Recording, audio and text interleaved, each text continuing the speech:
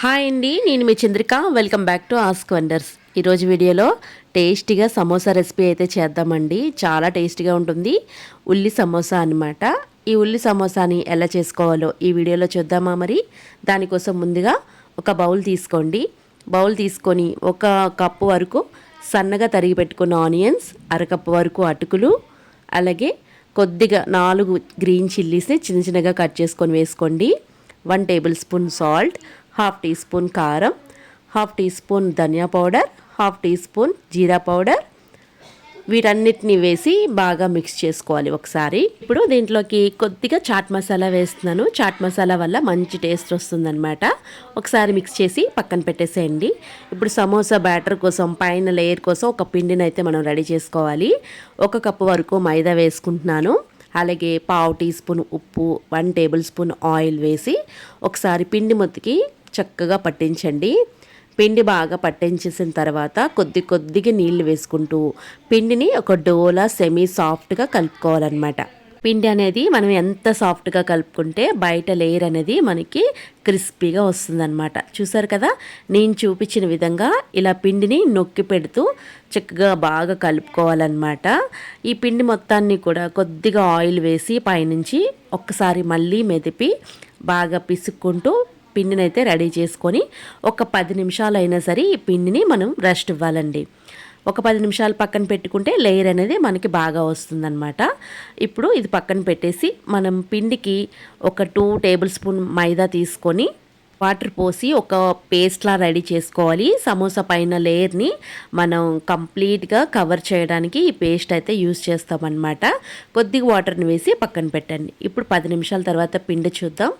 పిండి మాత్రం మనకి సూపర్గా పర్ఫెక్ట్గా వచ్చిందనమాట.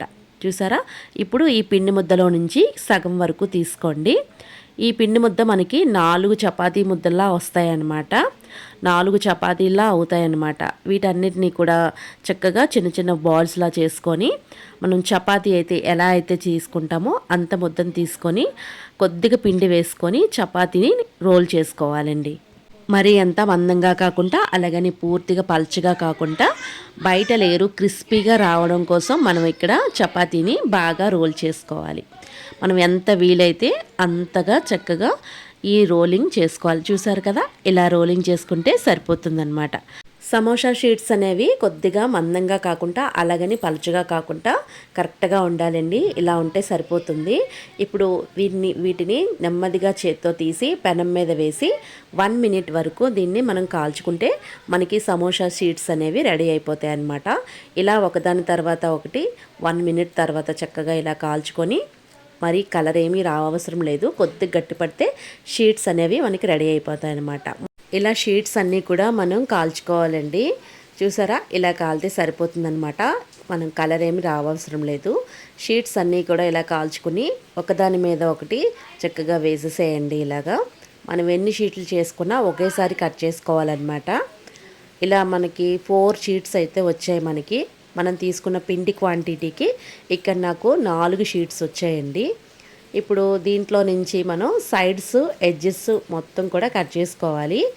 ఇలా 4 షీట్స్ మనం తీసుకున్న తర్వాత సమానంగా 4 పక్కల ఎడ్జెస్ని కట్ చేసుకుంటే సరిపోతుందన్నమాట. ఇప్పుడు ఇవేమీ పాడిన అవసరం లేదండి. వీటిని కూడా మనం ఫ్రై చేసి యూస్ చేస్తామన్నమాట. ఇలా 4 పక్కల కట్ చేసుకొని వాటిని ఫ్రై చేసి మళ్ళీ సమోసాలోకి మనం యూస్ చేసుకోవచ్చు. చాలా బాగుంటాయి, క్రిస్పీగా వస్తాయి అన్నమాట. ఇప్పుడు ఇలా కట్ చేసుకున్న తర్వాత వీటిని మర్జిక్ కూడా కట్ చేస్తామన్నమాట. మీరు చిన్న సమోసాలు చేయాలనుకుంటే 3 భాగాలుగా కట్ చేసుకోండి. కొంచెం పెద్ద సైజులో కావాలనుకుంటే నేను ఇక్కడ 2 భాగాలుగా కట్ చేస్తున్నాను. ఇప్పుడు మొత్తం సైడ్స్ అన్నీ తీసేసాం కదా, వీటిని పక్కన పెట్టండి. తర్వాత ప్రాసెస్ చూపిస్తాను మీకు. ఇప్పుడు ఇలా ఉన్న షీట్ని మనం మధ్యకి సెంటర్కి కట్ చేసుకోవాలి. నేను కొద్దిగా పెద్ద సైజు సమోసాలే చేస్తున్నాను అనమాట. కరెక్ట్గా మనం తీసుకున్న 4 షీట్లకి 8 సమోసాల వరకు అయితే చేసుకోవచ్చు అనమాట. మీరు కనుక చిన్న సమోసాలు చేయాలనుకుంటే మనం 4 భాగాలుగా కట్ చేసుకోవాలండి దీన్ని. చూసారా, ఈ షీట్లన్నీ పక్కన పెట్టండి. ఇప్పుడు ముందుగా మనం ఎడ్జెస్ కట్ చేసాం కదా, వాటన్నిటినీ కూడా ఆయిల్లో వేసి ఫ్రై చేసుకోవాలి. ఒక 3 మినిట్స్ ఫ్రై చేస్తే క్రిస్పీగా అయ్యేలాగా మనకి ఫ్రై అవుతాయి అన్నమాట. వాటిని కూడా మనం ఉల్లిపాయల్లోని చక్కగా కలుపుకొని ఈ సమోసాలో స్టఫింగ్ చేసుకుంటే చాలా రుచిగా ఉంటాయి అన్నమాట. ఇలా మంచి గోల్డెన్ కలర్ వచ్చేంత వరకు ఈ చిప్స్ని వేయించేసుకోండి. చూసారా, ఇలా వస్తే సరిపోతుందన్నమాట. ఇలా వేగిన తర్వాత ముందుగా మనం స్టఫింగ్ కోసం రెడీ చేసుకున్న ఆనియన్ బ్యాటర్లో వేసేసేయండి. చిన్న చిన్న పీసెస్ కింద కట్ చేసుకొని మొత్తం కూడా ఇందులో వేసేసి బాగా మిక్స్ చేసుకోవాలి. ఇక్కడే మీకు ఉప్పు కారం ఏదైనా తగ్గితే అడ్జస్ట్ చేసుకోండి. దీంట్లోనే బాగా మెదుపుకొని పక్కన పెట్టండి.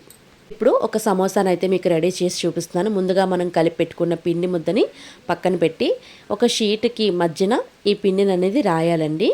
రాసిన తర్వాత దీన్ని ఇలా ఫోల్డ్ చేసుకొని మళ్ళీ బ్యాక్ నుంచి ముందుకు రావాలి.